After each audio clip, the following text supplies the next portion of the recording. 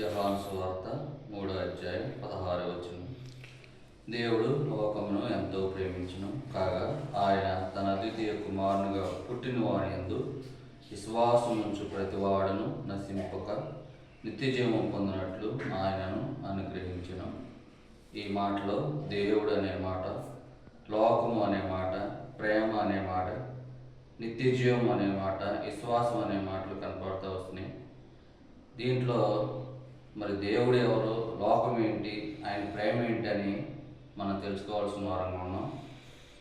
మరి దేవుడు అంటే పాపము చేయనివాడు, పాపము లేనివాడు, పరిశుద్ధుడై ఉండాలని మరి చెప్తూ ఉంటాం.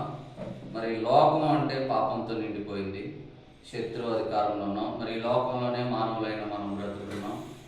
మరి లోకాధిపతి అయిన సాతాను యొక్క చేతి క్రిందలో మనం ఉంటున్నాం. పాపలోకంలో ఉంటున్నాం కాబట్టి పాపపు ఆలోచనలతో, పాపపు తలపులతో, పాపపు చూపులతో, పాపపు నడకలతో మనం బ్రతుకుతూ వస్తున్నాం. మరి మనం ఇలాగే ఈ పాపంలోనే ఉండి చనిపోతే నిత్య నరకానికి పాత్రలు అయిపోతాం. అందుకే బైబిల్ చెప్తుంది, నీతిమంతుడు ఒక్కడు లేడు మరి అని చెప్తా వస్తుంది బైబిల్. మరి మనం నీతిమంతులంగా, పరిశుద్ధులంగా చేయబడాలంటే పరిశుద్ధుడైన దేవుణ్ణి తెలుసుకోవాలి, పరిశుద్ధుడైన దేవుని యందు నమ్మిక ఉంచాలి, పరిశుద్ధుడైన దేవుణ్ణి విశ్వసించాలి. మరి అలాంటి దేవుడు ఎవరై ఈ లోకంలో ఉంటే మనం కనుక చూస్తూ ఉంటే యేసుక్రీస్తు ప్రభువారు ఒక్కరే కనపడతారు. ఎందుకంటే ఆయన ఒక్కడే మానవులైన మన కొరకు మరి పరలోకాన్ని నుంచి భూలోకానికి పరిశుద్ధుడిగా జన్మించాడు. ఆయన పుట్టుకే పరిశుద్ధమైన పుట్టుక, కన్య గర్భాన పరిశుద్ధుడిగా జన్మించాడు. మనందరం అయితే ఒక తల్లి తండ్రి మనకి మరి మనం జన్మించిన వారుగా ఉన్నాం. యేసుక్రీస్తు ప్రభువారు అయితే కన్య గర్భాన జన్మించిన దేవుడిగా ఉన్నాడు. ఆయన పుట్టుకే పరిశుద్ధమైన పుట్టుక. మరి ఆయన ఈ లోకంలో 33.5 సంవత్సరాలు జీవిస్తూ వచ్చారు, పరిశుద్ధంగా జీవించారు. ఆయన జీవించిన దినాలన్నీ కూడా మరి భూమి మీద ఎన్నో అద్భుత ఆశ్చర్య కార్యాలు చేశారు. మరి కుంటి వారిని బాగు చేశారు, మరి చెవిటి వారిని బాగు చేశారు, మగవారిని బాగు చేశారు. మరి ఆయన చనిపోయిన వారిని కూడా లేవనెత్తారు.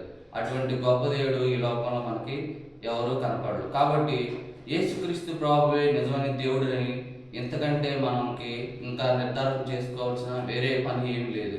కాబట్టి యేసు అంటే అంటే ఏదైనా, సు అంటే సులువుగా చేసే దేవుడు. మరి మనం యేసుక్రీస్తు ప్రభువారిని కనుక విశ్వసించినట్లయితే మరి మన పాపాలని కడిగి ఆయన మనల్ని పరిశుద్ధులుగా తీర్చగలిగిన దేవుడు ఆయన. మరి మన పాపంలోనే కనుక చనిపోతే నిత్య నరకానికి వెళ్ళేవారుగా ఉంటాం. మరి నిత్య రాజ్యానికి కనుక మనం వెళ్ళాలి కాబట్టి కంపల్సరీగా మనం నిజదేవుని తెలుసుకోవాలి. దేవుడు ఒక్కడే అని బైబిల్ చెప్తుంది. ఆయనే క్రీస్తు యేసు అను నరుడు అని బైబిల్ సెలవిస్తుంది. కాబట్టి మనం యేసుక్రీస్తు ప్రభువుని విశ్వాసం ఉంచి ఆయన మన హృదయంలో చేర్చుకుంటే మనం రక్షింపబడతాం. బైబిల్ గ్రంథం ఇలా సెలవిస్తుంది. మరి